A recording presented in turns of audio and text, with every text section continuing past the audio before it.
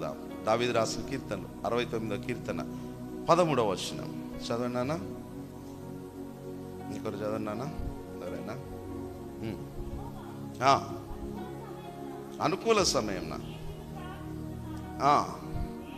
దేవా నీ కృపా బాహుల్యం బట్టి నాకు ఉత్తరమిమ్ము, నాకు జవాబివ్వు. నేను ఇది అనుకూల సమయం. ఉపవాస ప్రార్థన మనకి ఏం సమయం అమ్మా?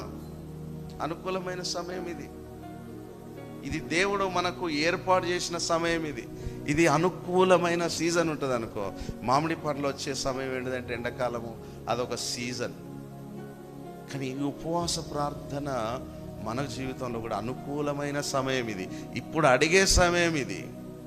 మరొకసారి ఆ మాట చదవండి తల్లి, మరొకసారి చదవండి.